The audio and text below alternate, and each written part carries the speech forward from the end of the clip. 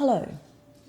I'm a member of a number of Facebook groups, and most of them centre around things like positive reinforcement training or clicker training, things like that. But I was quite saddened to see a post yesterday, and somebody had put up a post about their dog and how they were so pleased that their dog was sitting waiting to be fed. But on closer look, you could clearly see that in the 8 to 10 seconds that this poor dog was being told to wait before he could go up to his food bowl, this dog was clearly anxious, distressed and getting frustrated. And so this emotional state of this dog was then being set up to be anxious, frustrated, distressed in those situations at dinner time around a very valuable resource. And I was really sad because in a group that's dedicated to clicker training or positive reinforcement training, I would have hoped that those people who were indeed using that method would be able to understand basic canine body language. And this is a really big gap in people's ability to do this. And this is where the situation got a little bit out of hand. So the person who said that she wasn't comfortable watching this video said so in the comments, and the person derided her and then stated, "I won't own a dog that's sensitive. No time for a life like that. I feed the ungrateful bastard. He can wait just fine." And so I was really shocked, and I was pretty saddened by that sort of statement, because of course this woman says she won't own a dog that's sensitive, and that's obviously, she's a dog owner. She doesn't have the mindset of a dog guardian. If she did, she wouldn't be putting her dog in that situation of psychological harm. And that psychological harm is associated with a valuable resource that that dog obviously only gets maybe once or maybe twice a day because that dog was bowl fed. And so clearly that person also, really doesn't have an understanding of the physical and mental needs of her dog. But what I was more disturbed about was her mindset. And I see that this mindset grows on its own and also with ignorance, without any other input from other people. But this mindset can also grow very quickly with the ignorance and mindset of professional trainers or people that call themselves professional dog trainers that are using intimidation, aversive techniques, shock collars, prong collars, citronella collars, forcing dogs to comply with their instructions, things like that. So whether this person is a pure clicker trainer or a pure positive reinforcement person, she clearly doesn't have the skills to understand the things that we need to understand as guardians for our dogs and for our companion animals in general.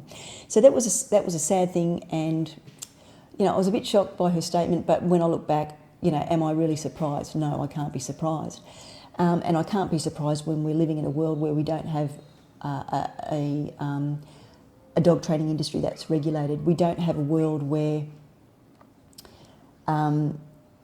veterinarians aren't sending dogs to people who use punishment and shock collars and prong collars. And I see these things occurring every day, and on the social media that I see and in the forums that I'm a member of. So I am really saddened by this. And so getting back to the Christmas message is, because Christmas is almost upon us and this is so important. So firstly, I'd like to say to all those humans that think like that woman did and treat their dogs like that, and treat their animals like that, I would say, can you please just do every single dog in the world a favour and never get another dog in your lifetime again?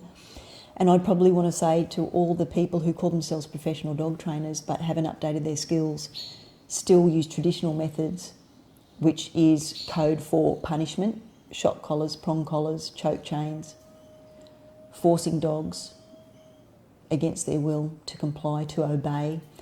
That I'd say to those people, seriously think about going into another occupation. Maybe something like bookkeeping would be fantastic. Something that keeps you in an office for 10 hours of the day would be nice. And I'd also have a message for all the veterinarians across the world that are still farming dogs out to people who call themselves professional dog trainers but are still using punishment, shock collars, prong collars, choke chains, I'd urge you to take a step back and ask yourself why you became a veterinarian in the first place. Veterinarians should be the first and the safe place that people, that humans that have companion animals can go to know that they are getting the best advice, the sound advice when it comes to dog behaviour, the science of dog behaviour.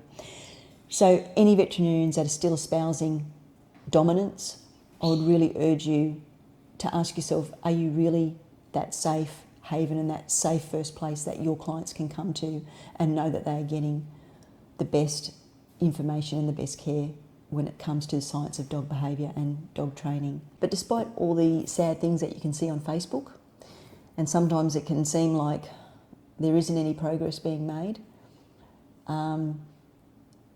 there are millions and millions of true positive reinforcement trainers across the world that are working to current best practices, that are updating their skills, that understand the science of dog behaviour and emotion and the science of emotion and the science of dog training from a modern perspective.